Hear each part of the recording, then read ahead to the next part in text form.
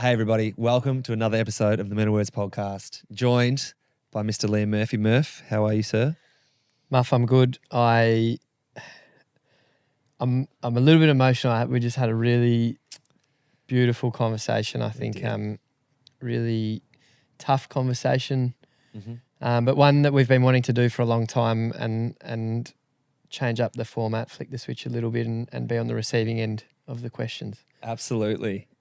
To be interviewed, daunting. I get the feeling that people get when they come in to sit down for quite a vulnerable conversation now. Easier said than done. But you and I have wanted to do this for quite a long time, and I guess, kind of piece together our stories and share some of our experiences. And obviously a friendship that we've made this year is with our good man, Mr. Liam Stocker, who we had the pleasure of interviewing a couple of months ago, decided that he was going to be the right person to take charge of this interview. And I mean, I'm just blown away by the conversation we just had. Yeah, it was, like you said, we established this connection with Liam, a couple of months ago, and it's turned into a really nice friendship. And we both felt really comfortable in having this conversation and asking Liam to be the one to kind of ask the questions to us. Yeah. I'm really excited for you all to see it and listen to it. I think I'm really proud of how the conversation went. I'm really proud of how Liam made us feel really comfortable, and I'm excited to hear everyone's thoughts on this one. Absolutely. Everybody, enjoy the episode. This is the Men of Words podcast, where the little conversations can make the biggest differences.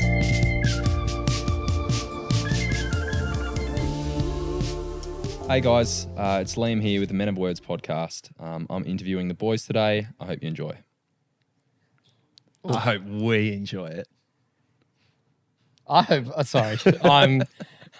nervous, but I'm excited. This has been a long time in the making, I think. We've been wanting to be interviewed for forever from someone else, and I think you're the perfect person to do so, mate. It's like a childhood dream come true. I knew it. 100%. Yeah, it's an interesting thing that, we've been speaking about for a while now of like, I guess we feel like we kind of share so much of our story and have really spoken about almost everything, I'd say, to this point. Like we've really been, by design, open books. And this would just be an interesting exercise in like, flipping the switch and flipping the script and seeing how we how we can piece that story together for ourselves. And I'm not gonna lie, I'm a little nervous coming into this. I'm there. Definitely shouldn't have worn green because I'm a sweaty boy as is, and green's not a comfortable colour. But let's go. I think you'll be okay. I've got a rough format for this, so I'll play it by ear. 100%. But I kind of want to begin before we sort of get into not the heavier stuff, but I think the more important stuff and what really makes your story yours. I kind of want to know a bit more, and I think everyone deserves to know a little bit more about who you are. So your family, where you grew up, and then I kind of want to finish it off with when you genuinely started thinking about your mental health. In totality, I just kind of want to know a bit more about you, how your story came to be, and I guess finish it up with how you met or how you two became so close and started something like this. 100%. This is going to be a good exercise in There you go. mental readiness and recall.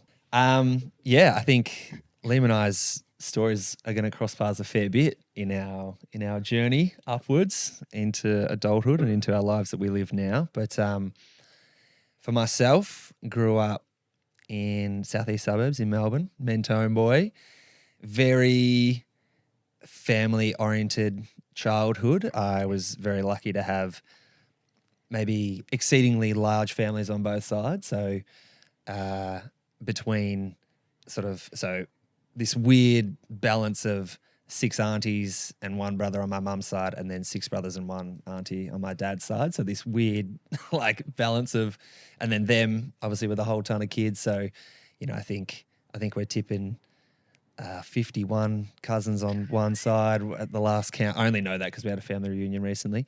And probably it's pretty similar on the other side. So a ton of cousins, and that really formed my childhood for sure. Like there was a lot of time in that, and it was really, really fun. It was definitely a bit chaotic. It was all very like functional family for the most part, but just like lots of partying, lots of getting up to mischief with the cousins and stuff like that. So yeah, I don't know. That's probably led into my. That probably shaped my overall demeanor and my overall attitude towards things quite a lot, maybe more than I realize. But it was really like about having fun. Everybody was up for a good time. Not everybody had the healthiest habits by way of having that good time. There was a lot of drinking and a lot of partying and stuff through our families. And yeah, I definitely got on that wagon as well through into my teens and then the 20s too. But yeah, I guess through school, pretty lucky to have a really, really positive experience through school. Primary school and high school, I felt like I was kind of just rolled through it. Good circle of friends and, did fairly well at school, all things considered. Probably did better at school than I deserved to for the amount of effort that I put into school. I really have come to learn that, or I've come to sort of realize that I was one of those annoying people that could just do like everything, but I could really only do like a little bit of everything. I could do just enough of everything for people to be like, oh, he's good at that. He could do that. Yeah, great. Murph. Yeah. Exactly. That's it. I got that a lot. And that was great. It was nice to like feel comfortable and be able to pick stuff up quickly, but it also made me, I guess, kind of rest on my laurels a bit.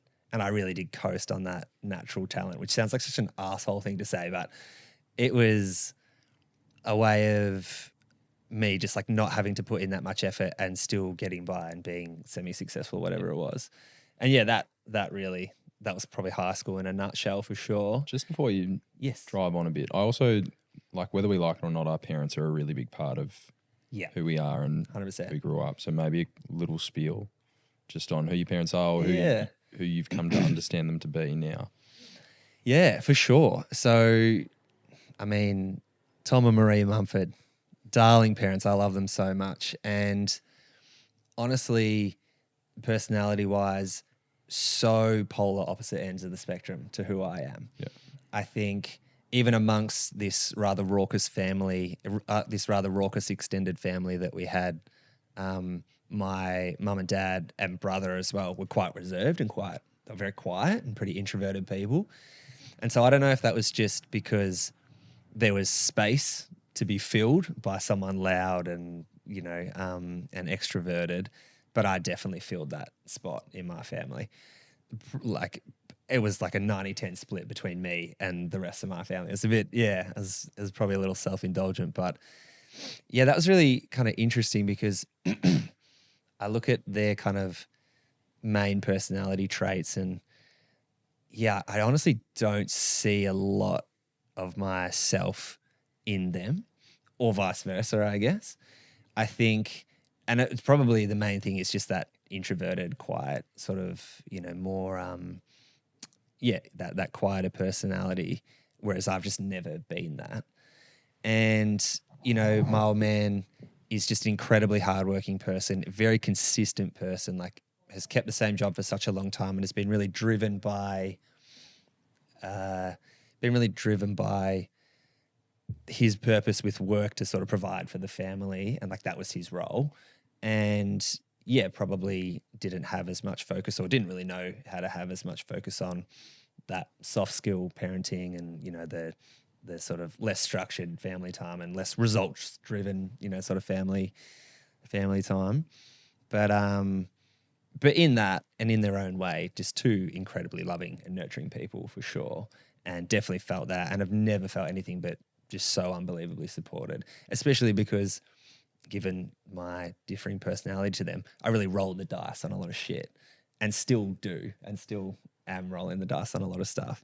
And just endlessly supportive. So that's really been a nice thing to always have been confident in, that I can just go back there and be safe and secure and supported. And that just hasn't changed since day one, which is really nice to have. Brilliant. For awesome. Sure. I mean, so following on from that, I guess getting out of that sort of high school era and having a pretty good idea of what I wanted to do when I finished high school, which I was glad about. Very lucky to have that. Went straight into tour guiding and, you know, studied for a couple of years and worked a couple of crappy jobs on that way. And then, yeah, kind of lucked my way into getting to travel and work in different places around the world for quite a few years, doing tour guiding and like education facilitating and stuff like that. So, yeah, again, I feel like I just fell into these jobs that were incredible, that they would just send me around the world and I was getting paid to do this stuff that I loved, and it just seemed so contrary from what, say, like I would consider my dad's career, you know, which was office job, same job for 40 plus years at this point, and very like work your 9 to 5, come home and this. And I was kind of like, you know, I'm like camping in the Highlands in Scotland and getting paid to be here. Like, this is fucking wild. Like, why doesn't everybody do this as a job? You know, it was a bit of a, felt kind of surreal doing it at the time. And then through all of that, I guess, yeah, coming to eventually miss home and miss some stability, because I did have a relationship through this whole time as well. Yeah. Like Luce and I started dating in our early 20s, like maybe 21 or so. And it was, yeah, so like that, you know, we spent a lot of time apart for people, you know, who are in a long-term relationship in their 20s, just with my work. And yeah, I came to like miss that structure and stability. And I had almost the reverse experience, I think, of a lot of my friends and a lot of our friends, which was like, they got 10 years out of high school and they were like, fuck, I'm sick of university and I'm sick of this office job and I'm sick of the same sort of job, where I was like finishing up my work going, fuck, all I want is an office job. I want to just like have Friday afternoon beers with the colleagues and like do normal work stuff. It was weird sort of flipped experience. But yeah, so through that kind of found my way back home and found some work here. And yeah, and then I guess more recently, as we've kind of spoken about here, yeah, moved on from that and done the first of maybe a couple big career changes and career pivots into the music side of things, which I guess is probably the one thing I haven't said yet, which I think is the underpinning part of my personality and part of my life that, besides family, is definitely my driving force, which is definitely music. And within that is everything, just so much catharsis, so much joy, so much frustration as well, obviously at times. But yeah, I think if nothing else has been a constant in my life, that has been for sure, 100%. And so to round out, I guess, where the consideration of my mental health comes into it for me was realistically, and I'm sure we'll get there, but, you know, Liam and I obviously going through an unbelievably traumatic event within our own lives and with our friendship group. I guess the irony and maybe the sad part in hindsight is that really, really sort of important and devastating juncture in our life, it wasn't really where I started considering my mental health at all. It was many years later, and was only really on the back of, yeah, like what I came to understand afterwards as a mental breakdown, that I really started to consider what mental health was and have any sort of appreciation for my own mental health. And that was on the back of Liam and I actually working together and working in a very not hospitable environment, and just with people that we trusted that didn't end up being particularly trustworthy, and a lot of relationships, you know, soured, and a lot of, a lot of trust lost. And on the back of that, having this moment, you know, walking out of a doctor's surgery where a GP's kind of, you know, basically diagnosed me with anxiety and recommended that I go and see a psychologist or go and seek some external help. That point being this feeling, this real point of failure of like, what the fuck have I been doing? What am I doing to myself? How have I not seen what's happening to myself? Yeah. And so that was like 2017. So yeah, that was, let's say, kind of like 5, nearly 6 years ago now. And that is also, that kind of bred that kind of was the genesis for the podcast as well, was on the back of that sort of period. I know, like for you and I, Liam, where we were both in that sort of mindset, and it's just been a low in the journey that I have come to be super grateful for because of what has come out of it so far. So that's it. Cliff notes. Yeah, awesome. Incredibly eloquent. Thanks, I, mate. I That's could- hard. I could That's hard to sit here- do. I knew it was coming as well. I should have practiced. I don't know about you, Stocks. You might come to feel the same, but I reckon I could sit here and just listen to Muff talk about his family and about his life forever. You can hear the passion, you can feel the emotion. Not even trying to be a bit weird here. Like I genuinely just could sit here and listen. Yeah. And really eloquently spoken, mate. I think No, the thank you, time mate. stands still sometimes when you get to listen to people who are passionate about it or who understand their story well, Mm. Yeah. which you obviously do. No, thanks, To man. a And degree. like to mirror that sentiment, I mean that rings so true of our first chat as well. Yeah. And we've kind of spoken about that quite a few times where you can really get lost in that story because of, the understanding and the effort that people have put into themselves. You know? Yeah. And I think you ride the wave sometimes, like similarities and differences, but it's like when you ride the wave of someone else's story, like the emotions Yeah. for yourself sometimes get brought to the surface Yeah. as well. Like I found myself, kind of relating, and then other parts in time, like feeling sorry for you. But that's that's kind of the great thing about hearing stories like this. Yeah, So definitely. Absolutely. Murph, if you wanna Yeah. try and follow that act up, I know.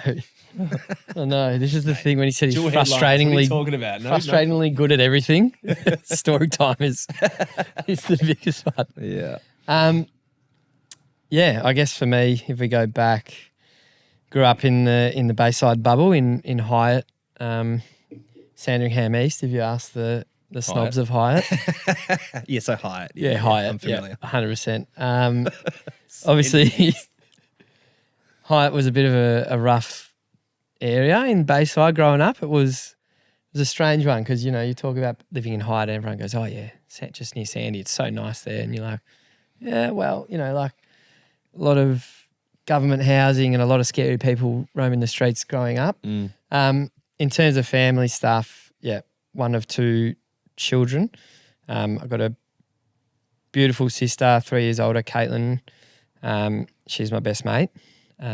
Growing up, as all siblings do, I think, had our differences, and her being 3 years older than me kind of was too cool for me for a long time. But we laugh at that a lot. But there was a really succinct point in time where something just clicked, and we were like, you know what, like, I love you, like you're awesome. So she's my best bud. Mum and dad, Sue Ellen and Shane, both energetic, hilarious human beings in their own right, full of love, very family oriented. Dad was, I don't know, I have this memory of Dad being like a real hard edged, like would go out of his way to do everything for you, but was the firm, strict dad. And I used to know that I could, if Dad said no, I could sneak over and ask Mum and she'd say yes to things. And so I'd pick my targets for growing up, and Dad was really passionate about me being successful, and Mum, obviously, but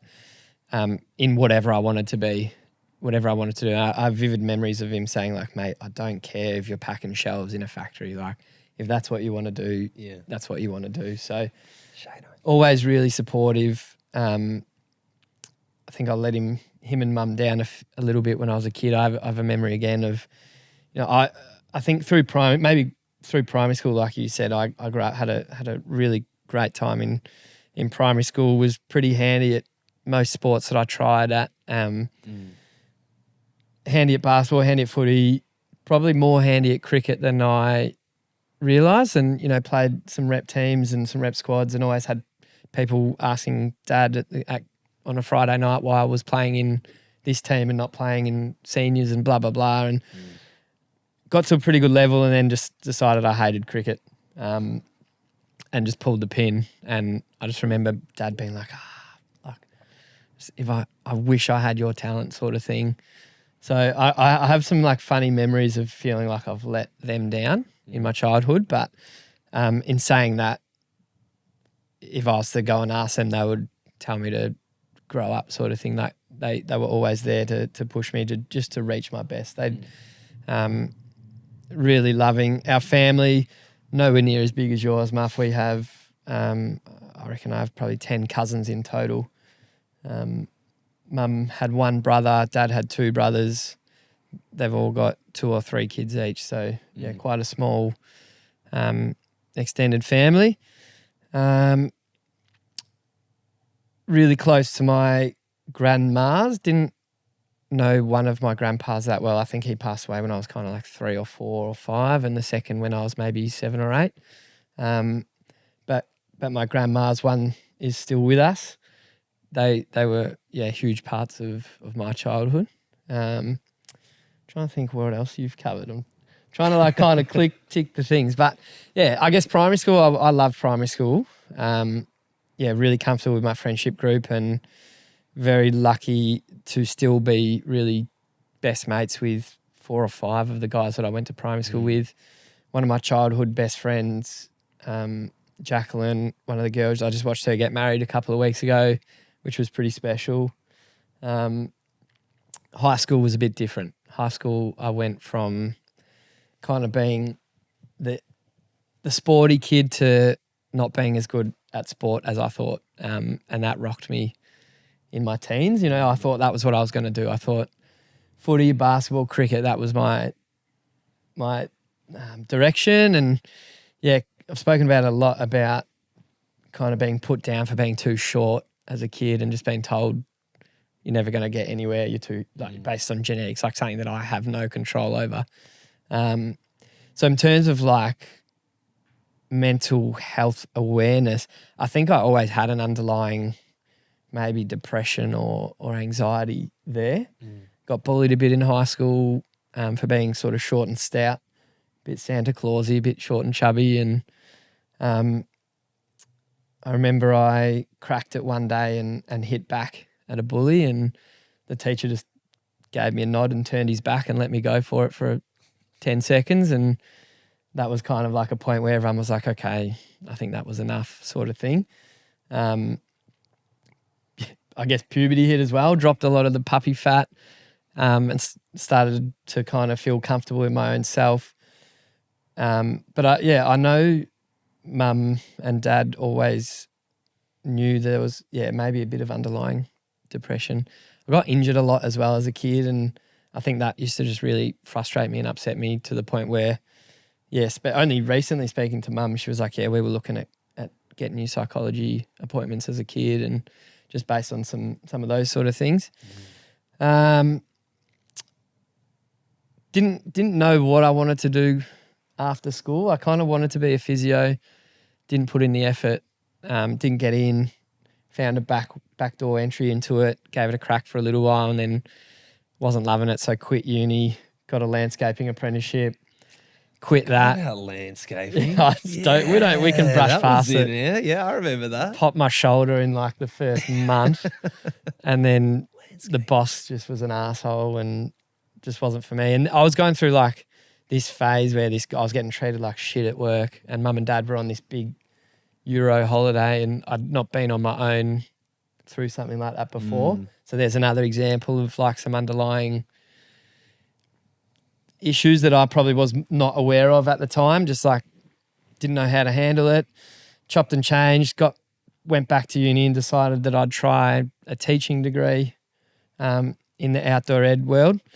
Loved that, fell in love with the outdoors, which is what kind of led us to work together eventually. Just trying to like put the pieces together. Had a really loving family growing up that I wish I was more aware of my own self and understood how loving and caring they were at the time. I used to just get a bit fed up with like, I used to think they were hounding me, sort of thing. And you know, as a kid, you kind of like, all they want you to do is succeed. And I used to be like, they want me to be smarter than my sister because she was a genius, and you know, she got into physio, so they want to push. They're just pushing me to do better than my sister, so that you know they can say they've got successful kids. But really, there was nothing of that. In terms of like traumatic experiences, which I think is what you alluded to earlier, Muff. When we were about, 2021, there was a period of probably 12 months where we had some really, really traumatic experiences. Lost one of our best mates. In that 12 months, there were 4 people in my network, and no doubt there would have been crossover in yours, that lost their lives. Two to suicide, one freak accident, and one to a really bad illness with some brain tumours and whatnot. And for that period, it just became a sort of, I look back at that as a time of floating. Like, I had no idea what was going on and didn't understand why it was happening. And I think that was probably the flick of the switch that began this sort of dark shadow on my shoulders. Didn't cope with it properly. I just kind of tried to brush it aside. I try and live my life without regret, but I have one humongous regret in my life, and that was during a part of that, which maybe we'll jump back into later. But in terms of growing up and being aware, had no awareness of it. Began working with you, and like you said, we kind of had a pretty rough experience. That was really tough on our friendship, I think, as well at first, because I know you were really anxious about letting me down at that time. Yeah. Because it was kind of like Muff had been working at this company and was like, we're going to get you there one day. I want you in. I want you to be part of this. You know, we're going to change the world. And we were doing some pretty incredible things. And it just sort of turned to shit. And I know there was a lot of stress on your shoulders about getting me into that situation. And you had I remember you sort of saying that you felt like you were the one to blame for a few of my issues, which we've obviously got through that and understood that that's not the case. But yeah, I think that's kind of me. We both hit a wall at a similar time, both sought professional help at a similar time, and have just kind of gone from strength to strength from there in terms of friendship, in terms of our awareness of ourselves and each other's health and well-being, our family's health and well-being, and that's kind of where we are today. We started the podcast the idea came because we saw the value in the conversations we were having and thought, why not try and help one other person? That's kind of me. I don't know if that gave you what you wanted. Yeah, I think we've sort of danced around not the target I wanted to hit. I didn't really come in here with a massive agenda, but I think grief is a really interesting topic that we don't talk about a lot in the mental health world, particularly in the awareness space. Suicide and people being comfortable with the word suicide is really uncommon. So I guess, and you can sort of take this where you'd like to, but I want to unpack how you dealt with grief or what grief looked like for you. And then I want to tackle how would it look now if you went back and not necessarily fix your mistakes, because I think they were learning experiences. Sure. And, you know, whether you like it or not, you're probably going to lose people along the line in the next 50 or 60 years or whatever it ends up being. But I kind of want to have a look at first. We've sort of danced around the elephant in the room, and let's tackle that first. And then, I don't know, similar to telling your own stories, like how did you deal with it initially, and how would you change that? Yeah, I might jump in and for sure, man. Backtrack a little bit to the first loss of a friend, which was I was 20, and I can remember it. It was a colleague of mine. She was 16. We were working at a surf shop, and the crew that worked there, we still catch up today. Really tight-knit family. None of us knew what was going on behind the scenes. None of us had any inkling. She was just the most like bright, bubbly, beautiful human in the world. I was hanging out with Monty and D-Mac. We were at Mont's house in Sandy. Got a phone call from our boss just saying, you need to come in, something's happened. Found out that, yeah, we hadn't seen her for a long time, Amy, and found out she'd been, in a sort of recovery centre trying to work through some, obviously she'd attempted to take her life a couple of times and had been put in a safe space to try and help. I won't share too many of the details, but I didn't cope with it well when I found out, because I later came to understand that and I put a lot of blame on myself, because she came into work the day before it happened and was just full of beans and came and gave everyone a hug, and I was serving a customer and I was like, mate, like I'll be 5 minutes, give me 5 minutes. And that was the last thing I said to her.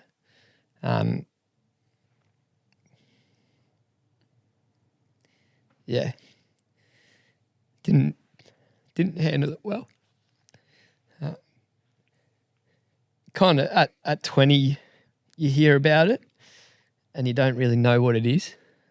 And then to see 16-year-old it was really hard. And to find out some of the backstory, and for me a lot of it was wishing that I'd just, like a lot of it was like, if I'd just spoken to her, if I'd said hello, might have been one thing that could have helped. But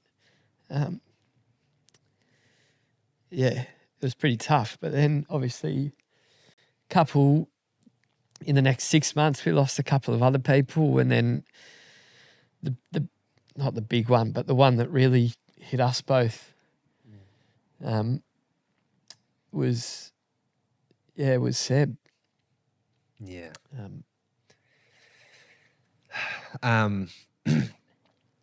I mean, being 20 and going through this stuff is just hard, you know, and I guess, talking about where along our journey is our awareness of mental health, and I guess just that little extra level of self-awareness that you kind of mature into. I think it's safe to say for me that I was definitely not there at this point when we lost Seb. But just unbelievably tragic circumstances overseas, and just with one of our other mates. And again, like, it's not about the details, but just not only harrowing to lose, one of our best mates, but for what our friend who was with him had to go through by himself in a foreign country as a young guy. Just, it almost never felt real. Like, it almost never felt like it was a real thing, because having not been there, and just the whole circumstance was wild. Like, it took so long to understand, if I even have to this point, for myself. But for what was an incredibly tight friendship group, it was it was, and I mean, at 20 years old, like, your friends are your family, you know what I mean? Like, it was almost as close as a person as you could possibly ever lose. And I think, what I can say now about how I handled it, and it's definitely not something I'm proud of, but I was really aware of, like, how it was affecting everybody else. I was really judging everybody else for how they were being affected by it. And, people leaning into drugs or alcohol and partying and stuff, and like almost, using this terrible experience as an excuse to, like, lean into that stuff. That's how I saw it. And I was like, this is bullshit. This is so fake. And like, really, like, fostered a lot of resentment in that time to, like, my best mates in the world. And what I realized was that it was just me displacing my own shit and my own like grief, and just needing to put all of that emotion somewhere. And I just turned it into frustration and resentment towards people. Even like, you know, like my partner Lucy, I had this period of like resentment where I just refused to believe that she was understanding like what I was going through. Yeah. And was like frustrated at the way she was trying to support me. And look, she was 100% supportive, and like couldn't have been doing any more right in that situation, because what's the right thing to do? But I just saw everything that she was doing trying to help as like, this is not right. Like, you're not handling this the right way and you're not giving me what I need, which is just totally unfair because I didn't know what I needed, let alone what she did. So, yeah, I mean, that's one thing that definitely came out of it for me, like upon reflection, was like, yeah, I really fostered this resentment for the way people were handling it, not realizing that it was just me not handling it and not trying to process it at all. And yeah, like that really tracked through to like starting therapy, I guess. Like only then, and I think it's such a common experience for therapy where you like go in for a specific thing and like you go in for some circumstantial thing, and I'm like, okay, I just want to fix this thing. And they go, well, while we're here, let's dive back in and work out why you are the way you are, you know, as is the way. And through that process, yeah, I guess that's kind of when the understanding started to, open up a little bit. But again, like that was years in the making. And yeah, I mean, you know, like Murph, that experience, obviously, I mean, I'll let you talk to it because I know for even another reason, like, yeah, it was just, awful. Such an awful experience for you guys. Yeah. Well. So I'm not going to apologize, but I will definitely get emotional again. I can already feel this. And yeah, you sort of touched on it happening overseas, and me and 3 other mates were overseas as well, and we were in Laos, and you know, the unfortunate events happened in Thailand. So we were a 40-minute flight away, or, you know, a 5-hour, 6-hour train ride, and we'd been in contact with the 2 boys and you know, we were talking about flying over to Thailand for New Year's and spending New Year's with them. And I just kind of let it fizzle and I didn't book the flight over to Thailand, and woke up the next day to the worst news imaginable, and that haunted me forever. Just again, the similar thought process of, fuck, you idiot, why didn't you just go? Like, you could have been there, you could have stopped something happening. And you know, so we had to deal with this loss, the 3 of us or the 4 of us, in a foreign country where no one spoke English, and we couldn't just jump on a plane and get home willy-nilly. You know, we were 20 years old, 21 years old, trying to backpack around Asia for 2 or 3 months and living off peanuts. And, you know, we just couldn't afford, you know, the thought process was to fly home and, you know, go to the funeral and fly back, but it just wasn't viable. And then it was like, well, do we just can the holiday? And so, you know, there's conversations going for weeks about, or not weeks really, it feels like weeks, but it was probably only a couple of days. But yeah, so again, dealing with the proximity of just wishing upon myself that I'd done something different. And even, you know, the funeral, spoke to a lot of people, spoke to a lot of like you guys, and we agreed that, you know, the type of person he was, he would have hated for us to come back and cut a trip short. And that was, again, probably the second hardest day, was sitting in a hostel with Wi-Fi by the phone, waiting for people to call us and tune us into the funeral. And unfortunately, for whatever reason, networks weren't allowing it, and we couldn't couldn't be involved in the funeral that way, and you know, I've held on to that forever as well to this day. I think I've told you. Yeah. You know, like, yeah, I've never been to see, you know, I've never been to the cemetery, and just a bit of shame, I think. Yeah. Again, probably to echo what you said, definite learning experiences. I think if things were to happen now in that sort of tragedy area, I know, I could say straight away, I know exactly how I'd handle it.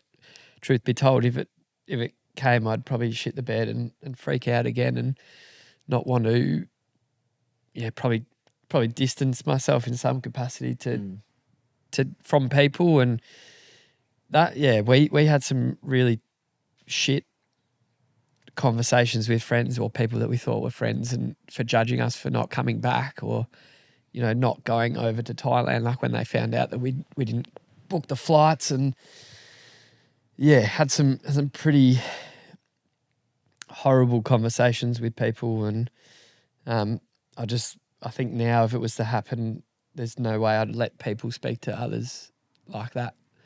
I think that's one way I'd probably, the way I'd handle it now is different. And I think I'd let myself process it properly, and speak to a psychologist just to figure out whatever. And I think, I don't know if you feel like you'd handle it any differently. It's a hard thing to kind of think about, because I think just to straighten out the understanding as well. Like, so with Thailand, when we're talking about you going over to Thailand in particular, was this the accident Muff was talking about? Yeah. Not a suicide? No, so this was an accident, just a freak accident. And that, I think that was why it weighed heavily on me being there, because I was like, if I was one extra set of eyes, or, one extra mind, or if there's a few of us that were like, oh, don't go there, or whatever, one different decision throughout the night could have, what's it called, that butterfly effect. But it's hard though. Yeah. I think one of the most common emotions we talk about with grief, in whatever format it is shame at not acting. But I think one of the most interesting things we delve into, particularly when we have conversations like this, is how little understanding, and more so I'm talking about addressing suicide, but grief as a whole as well, how little understanding we have for our capacity to deal with grief and the different forms it takes, like sort of what you were talking about, Muff. But I think kind of what I'd also like to encapsulate is like your emotions.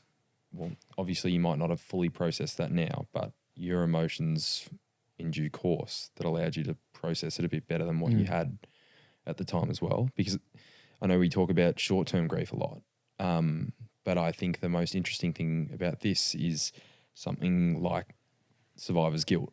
Yeah. Where, whether it's a suicide or a freak accident like so happened, how we deal with living rather than, the calmness of death or the end of life or whatever you want to call it. And kind of delve a little bit deeper into, as you started to go through psychotherapy, or as you started to understand grief in your later years, how your reaction to those things changed, or did they change, or did you become more accepting? Where it kind of landed for me was, I guess, like the form of acceptance that I kind of landed at was, like I said, my therapy journey started quite like many years later after all of this, and realizing how present that still was, like realizing how present that tragedy still was in my life, and the way it had shaped relationship and shaped my other friendships and stuff over those years, was the big kind of moment for me, was coming to like accept that that's okay. And I think I was kind of beating myself up over like how long it was taking to be cured from grief, because that was my understanding of it. It's like, oh, I know there's stages of grief, and you just have to get through all of those, and then Tick the box. it'll just tick the boxes, and then all of a sudden one day it'll just be happy memories. Yeah. And like that is something that people say to you, like in times like this, where it's like you'll remember like the good things. Time heals all. Time heals all, right? Yeah. And so I think you do. I think you do remember the good stuff. And I think there's so much value in that. And thank God we have those good memories to go from,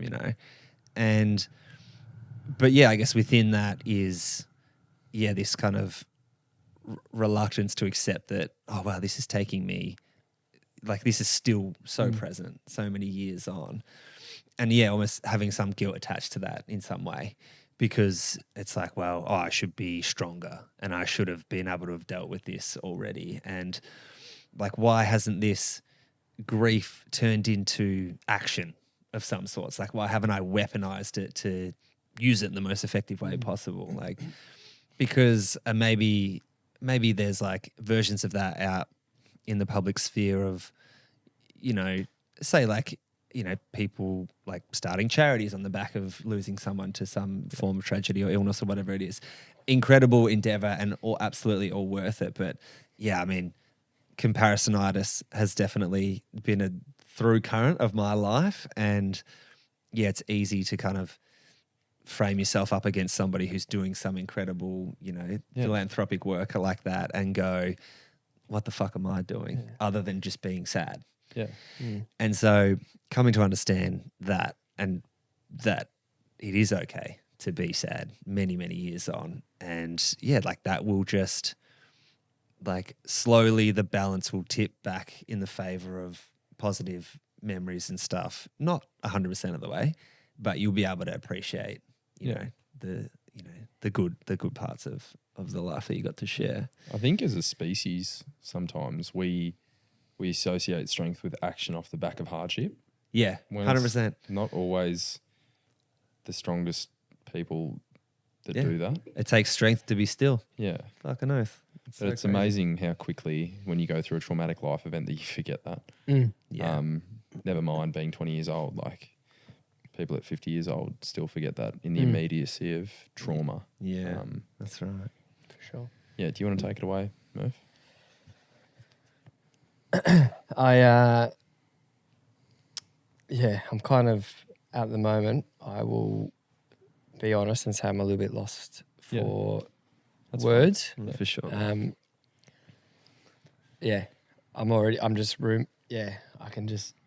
I just got lost in my own thoughts about what I was saying as well, so I apologise. But no apologies necessary. I think, no, I'm not even going to try. That's all right. Sorry. No, it's fine. It's okay, brother.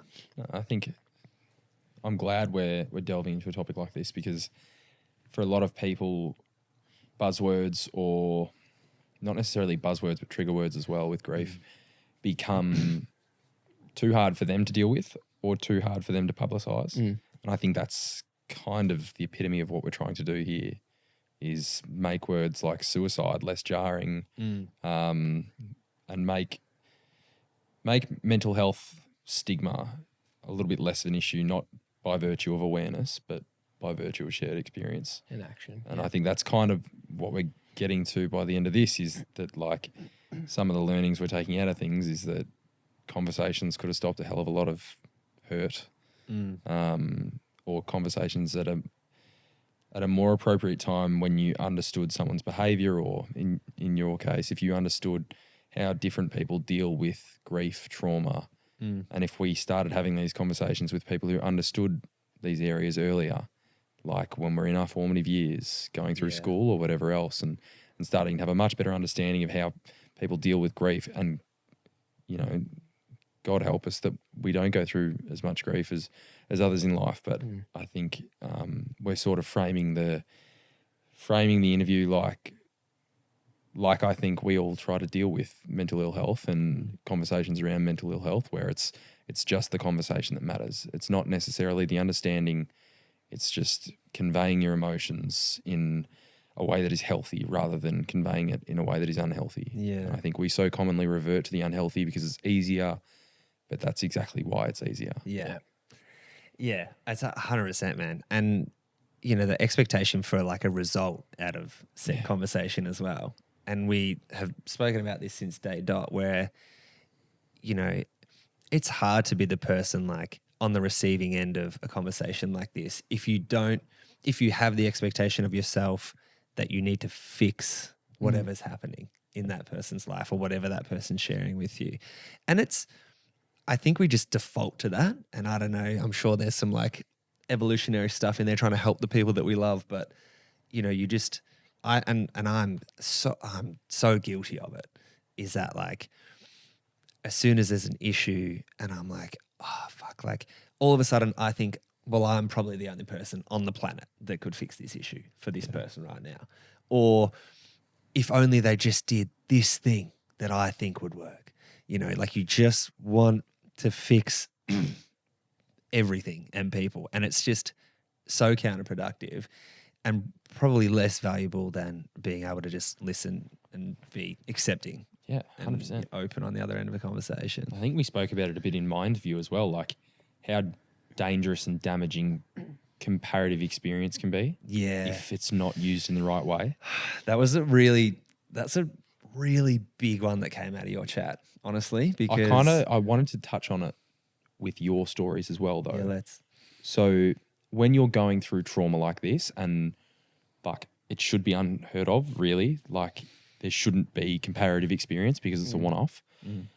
But I'm almost certain that people within your spheres, whether you like them or not, or whether they held a position of power in terms of advice or whatever else over you or not, I'm dead certain that there were comparative measures made to your experience and to help you deal with it. And I think in my experience dealing with or talking to people who have gone through this kind of traumatic experience, it can be the worst thing possible for them. Yeah. And I sort of like thinking about how I wanted to interview you guys. I kind of want to get out of this, one, a better understanding of your story, but also a better understanding of how different people deal with trauma, but the number one no-nos. And I think comparative experience might be one with trauma. 100%. I can say straight up that I had messages and conversations, people being like, how dare you feel upset for Seb's loss? Like, you're not even at the funeral. You didn't even make it to the funeral. How can you be upset? You're not his friend. You know, like, why a real friend would have come home and grieved with all of us. Yeah. Like, just fucking, how do you say that to someone? Like this, put it, you know, a pedestal approach. Like, I'm better than you, so I therefore I get to grieve. I'm sadder than you. I'm sadder than you. You know, I knew him better than you. You know, because I was here. I went to his funeral, sort of thing. Like, horrible. Yeah. Like, just that. Yeah. I don't know. I fucking wish I was at the funeral, and that, you know, retrospective, I should have just regret. One of the regrets I have is I wish I was there. And then, but I think at the time when it first happened, I was like, the regret was I wish I was there so I could have proved that person wrong. You know what I mean? Like, it wasn't, you know, take that comparison away from them. But yeah, you know, we say it every time. Brene Brown quoted it. Corey, we love that. That was the thing that came out of his Corey Maynard's chat was, you know, he said comparison is the thief of joy. Yeah. And it sings true across every facet of life. And I've never really thought of it in a grief capacity, but yeah, I think it's spot on in terms of grief. Like, and I think massive of you to be able to, Muff, to be able to retrospectively look at it and be like, you know, trying to fix it and comparing other people's ways of handling things with how you would handle it. And I think it takes a lot of guts to be able to look at that and look at yourself as well. So I appreciate it, man. I wouldn't say that I'm particularly successful at it, but the awareness is something for sure. And yeah, I appreciate it, man. And look, I don't know for what it's worth, but like, you didn't do the wrong thing, man. Like, and I just hope in your bones you know that. And yeah, anybody that matters didn't think that you did the wrong thing.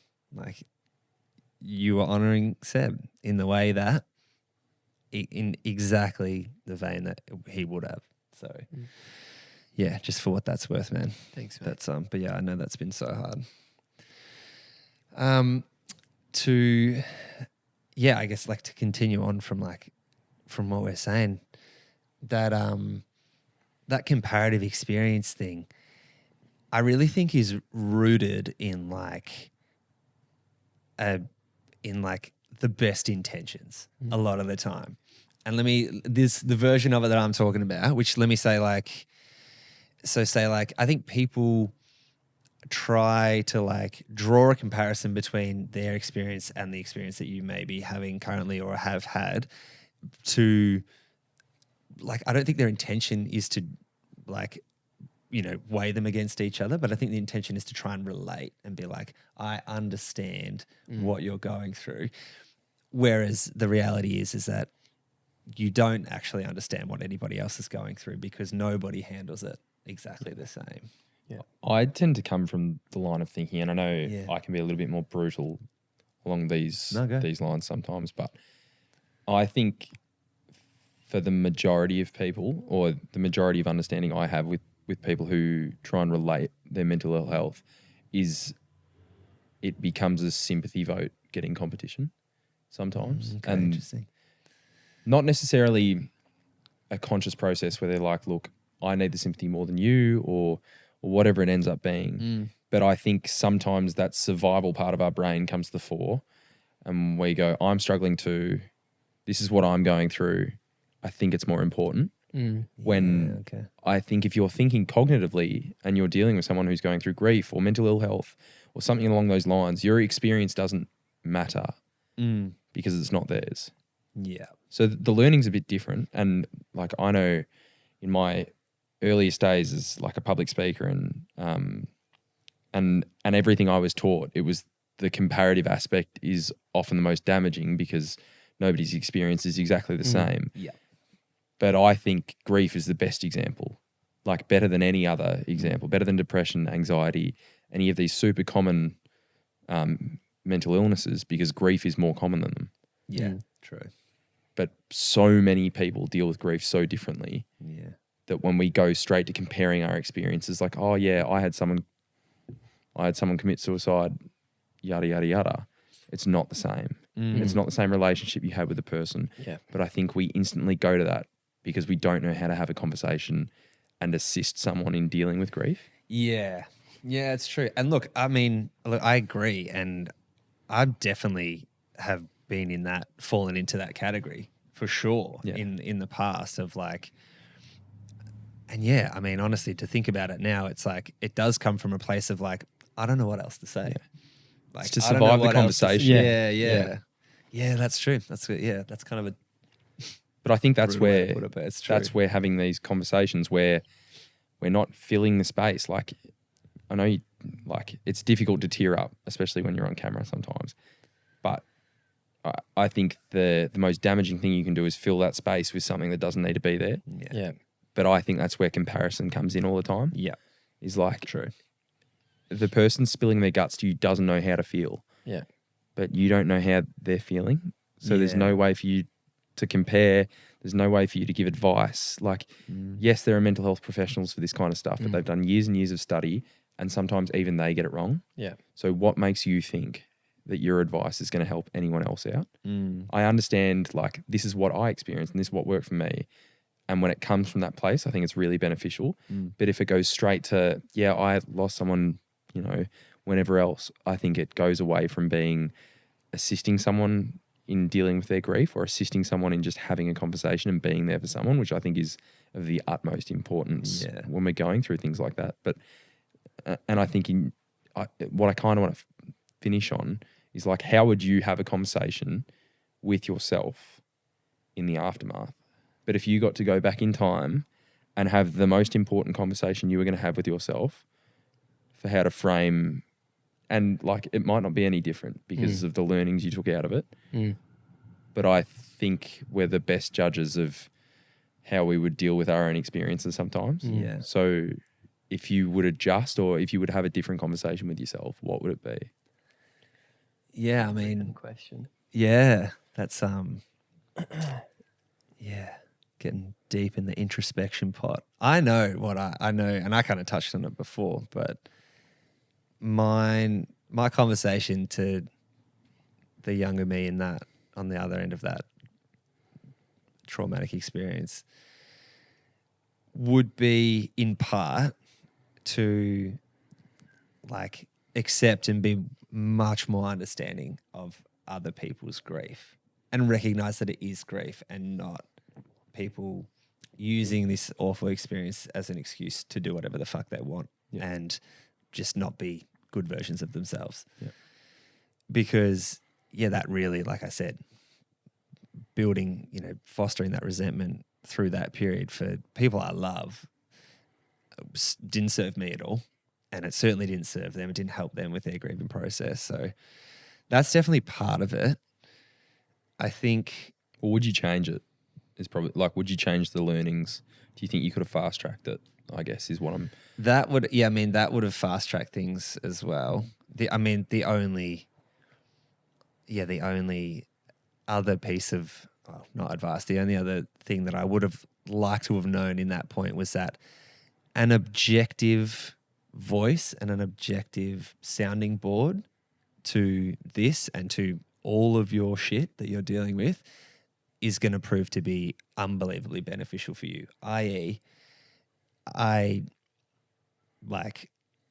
really kind of looked at people that were in therapy with a level of, not distant. I looked at people that were in therapy with a level of like, I'm not really sure that this is what you think it is, and I think it's kind of bullshit a little bit. And I really held that like through a good chunk of my 20s until I was at the bottom of my mental dip. And if that is the only other thing that I could impart on a younger version of myself after that, it would be the value of that. And I know like not everybody gets the same value from going to therapy, and some people try it for a couple of times and realize it's not for them. But I know for me now how important it is, and that somebody outside of everything that you can talk to about this stuff is invaluable to me. And that's what I didn't have through that period, because it became incredibly insular. And even to your point, Murph, about like friendship groups being kind of divided in this weird way and resentments fostering, amongst them, it became a closed conversation that we just keep feeding back on each other and not really, progressing or moving on in any way. It's funny that sometimes the worst people to talk to about grief are people who are grieving. 100%. I feel like they're the first people you probably go to. I know with Absolutely. me anyway. Yeah. Like I luckily haven't had anything as traumatic as this. Not that I'm trying to compare actively, but that's a whole another thing. Yeah. But I think we almost magnetize to other people going through the same kind of grief because we think they can relate. Yeah. And sometimes they're the most problematic conversations you can have. Yeah, absolutely. For sure. Because you're talking to a wounded person. Yeah. Like it's, and expecting to solicit something from them that's going to help you where they're in that same dark place as you are. The best description of like, I can't remember exactly the description that was used, but I remember the example was given was you're effectively giving a schizophrenic treatment from a schizophrenic. Yeah. Like it is the same condition you're both dealing with. Yeah. And it'll be dealt with completely different ways and affect them completely different ways, but you're trying to help each other. And that's where like the purest of intentions can be there. But sometimes you're just not helping. Yeah. Yeah. Yeah, it's tricky. Yeah. Help more by helping less. Yeah. That's hard to do. It's hard to wire yourself that way, I think. Sure. Yours, Murph. I think I would tell myself to listen and to grab on. Listen to myself, listen to the advice that people had tried to help with and grab on to the people that were showing care and trying to genuinely help. our last day of year 12, one of our teachers sat all the year 12s down and he said, stand up and look around this room. And he was like, in 10 years' time, when we have our 10-year reunion, there will be people missing. And that it might be that they're living overseas, or it might be that they're, working interstate, but there will be people missing because they won't be alive. Yeah. And 17, 18-year-old naive boys, you're like, shut up, mate, whatever. What do you know? Like, come on. And that has stuck with me. And that's one of the, like, when all this shit started to happen around the 20s, that resonated with me, and I remembered it. And, sure enough, we went to our 10-year reunion and not everyone was there. It was a really weird experience for me. I don't know if you've ever had that thought process about that, but I think it would be to listen and to hear the shared experience or the lived experiences of others and see if any of that would help myself. And then obviously the big one is I 100% should have sought professional help far earlier than I did, and far earlier than I let it go. Far sooner than I should. Yeah. I just made an absolute mess of that last sentence. But I think, listen and seek the help, because like you said, I was the same. I was like, you see it was American TV and American movies there. They all had therapists, and I thought of it as just this like real American weird thing that people do that, we don't do that. We're in Australia, like Aussies are different. We're built different. We can handle shit. But I know how much it worked and how valuable it is for me as well. So, I think that'd be it, I reckon. It's probably an awesome way to cap things off, to be honest. I really appreciate both of you sharing your story. I think it was really brave, and hopefully it's not something that other people go through, but in the event that you do, I hope you learned something from these gents telling their story and their process in the aftermath. I think we had a really important conversation today, and hopefully it's been therapeutic for you. As I know I've really enjoyed sitting here and listening to it and understanding you guys a bit better. So I hope everyone listening to the podcast has shared those sentiments as well. Thank you, Stalker. It's it's not an easy conversation to be on the facilitation side of either, I'm sure. So you've obviously made us feel comfortable enough to go as deep as we can kind of go. So I appreciate that too, mate. Yeah, thank you for making me feel comfortable. I still sometimes find it really challenging to speak on some of those topics with you, just because I know how much it impacted both of our lives, and I don't always love to bring it up for you. It shows that I have a lot of trust in you, mate, and it's a really nice thing to be able to have with someone with such a fresh friendship, I suppose. For everybody listening, we hope you've enjoyed our conversation. This is the Men of Words podcast, where little conversations can make the biggest differences. This is the Men of Words podcast, where the little conversations can make the biggest differences.